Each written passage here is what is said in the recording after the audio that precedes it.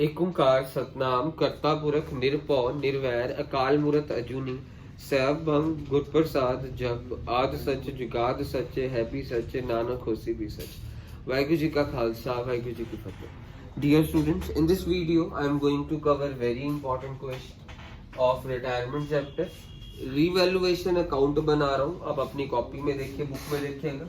सो revaluation account बना रहे, नुकसान अमाउंट, फायदा अमाउंट, पेपर में आपने पर्टिकुलर्स अमाउंट लिखना। स्टॉक इज डेप्रिशिएटेड बाय 10%, आपको एक एडजस्टमेंट में बोल रहा है। 10% ऑफ स्टॉक 9000 का था, 900 लिख दिया। प्रोविजन फॉर लीगल डैमेजेस आपको बोला है 1200 और बढ़ा दिए। पहले बैलेंस शीट में आपको 6000 के दिए थे, 1200 के और बढ़ा दिए। Means to provision for legal damages, यहाँ पे 1200 लिख दिया, नुकसान है। उसके बाद प्रेमिसेस 80,000 के दिए थे बैलेंस शीट में, 20% बढ़ा दिए, मतलब 20% ऑफ 80,000 इज 16,000। देन उसके बाद provision for doubtful debts is to be created 5% on debtors. Debtors आपको क्वेश्चन में कितने दिए हैं? 6,000 के। 6,000 का 5% कितना हो गया? 300। 6,000 का 5% 300 हो गया। पहले से प्रोविजन फॉर डाउटफुल डेट 400 था। पहले प्रोविजन फॉर डाउटफुल डेट 400 था, प्रोविजन फॉर डाउटफुल डेट कितना हो गया? 300। मीन 100 रुपए का फायदा हो गया by provision for doubtful date 100 रुपए।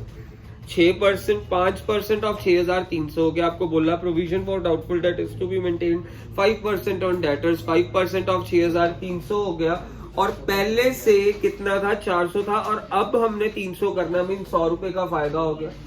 फिर फर्नीचर वो कह रहे हैं उसकी वैल्यू 45,000 हो गई है। पहले 41,000 बैलेंस शीट में दी है, 45,000 हो गई है, मीन्स 4,000 से फर्नीचर की वैल्यू बढ़ी है। मैंने टोटल करा, बड़ा टोटल दोनों तरफ लिखा, 20,100 में से ये दोनों माइनस करा, 18,000।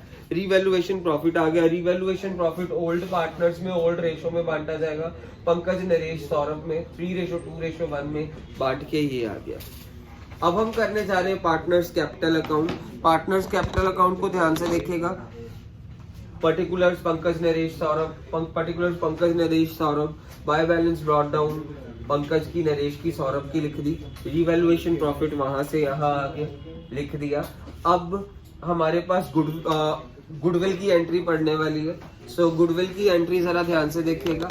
गुडविल की एंट्री आपको ओल्ड रेशो ये दी हुई है, नई रेशो ये दी हुई है। गनो का फॉर्मूला लगाया, gain is equal to new minus old. So नवी रेशो पंकज की 5/6, पुरानी रेशो 3/6, 2/6। सौरभ की नई रेशो 1/6, पुरानी रेशो 1/6, 0/6। और नरेश ने रिटायर करा, जो रिटायर करता है वो सेक्रीफाइस करता है, प्लस वाला gain.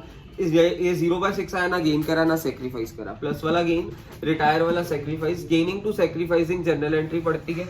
Who is gaining partner here? Gaining partner है Pankaj, Pankaj capital account debit. Who is sacrificing partner here? Naresh is sacrificing.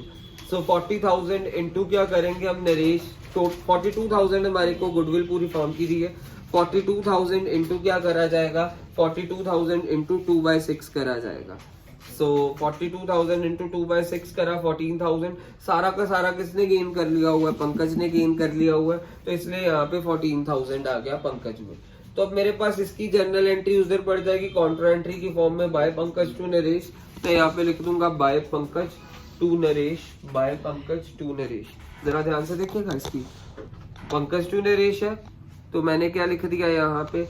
Bye Pankaj capital to Naresh capital. Pankaj की उल्टी तरफ नरेश, नरेश में 14,000, और नरेश की उल्टी तरफ पंकज, पंकज में 14,000, ऐसे लिखना होता है। फिर उसके बाद बैलेंस शीट में जनरल रिजर्व नजर आ रहा है, राइट ऑफ करने वाला। ओल्ड रेशो में 3:2:1 में 12,000 को राइट ऑफ कर दिया, ये आ गया मेरे पास। और उसके बाद हमारे पास जो बंदा रिटायर कर रहा है, रिटायर कौन कर रहा है? नरेश रिटायर कर रहा है। जो बंदा रिटायर कर रहा है उसका जो सा सबसे पहले उन्होंने, वैसे तो हमेशा उसकी पूरी की पूरी बैलेंसिंग फिगर नरेश लोन हो जानी थी, बट उन्होंने बोला उसके लोन अकाउंट में 26,000 डालना है, बाकी सारा उसके बैंक अकाउंट में चला जाएगा। टोटल करा 54,000, 54,000 में से 26,000 माइनस करा, मेरे पास क्या आ गया? 28,000। वो हमने बैंक के थ्रू उसको पे ऑफ करना है। वैसे तो अगर कुछ ना लिखा होता है, ये पूरा का पूरा 54,000 नरेश लोन हो जानी थी, बट उन्होंने बोला हुआ कि नरेश के लोन में हमने सिर्फ 26,000 ट्रांसफर करना है, एडजस्टमेंट में दिया, यानी बाकी उसको पे ऑफ कर देना 28,000।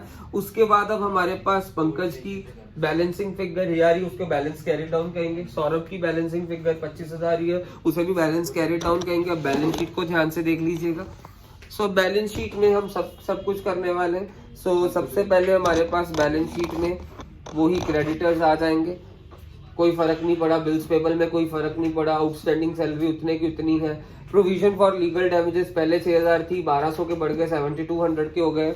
वहां पे जो नरेश का लोन है यहाँ पे हमारा था, ये बैलेंस शीट की लाइबिलिटी साइड जाता है। सो नरेश लोन 26,000 यहाँ पे चला गया। कैपिटल्स पंकज की और सौरभ की यहाँ से लिख दी, पंकज की और सौरभ की यहाँ पे लिख दी। फिर उसके बाद बैंक ओवरड्राफ्ट कैसे आया, ये थोड़ा अलग पॉइंट है। सो बैंक आपका बैलेंस शीट में 7600 दी है, तो उसमें से ये वाला बैंक को माइनस कर देते हैं, जो भी 2 वाला बैंक होता है वो हम माइनस कर देते हैं। 7600 में से 28,000 हमने जब माइनस करा, माइनस 20,400 आया। जब भी माइनस आए तो हमने यहाँ पे क्रॉस लगा के उसे बैंक ओवरड्राफ्ट कर देना होता है, ये याद रखना चीज। तुम्हारा वैसे बैंक में क्या करते हैं, जो 2 वाली तरफ, कैपिटल अकाउंट के 2 वाली तरफ जहाँ पे भी बैंक होगा वो माइनस कर देना होता है, और बाय वाली तरफ जो बैंक होता है वो प्लस कर देना होता है। तो ये तुम्हारा माइनस में आ रहा है, तो ये माइनस वाला काट के तुमने बैंक ओवरड्राफ्ट लिख दिया।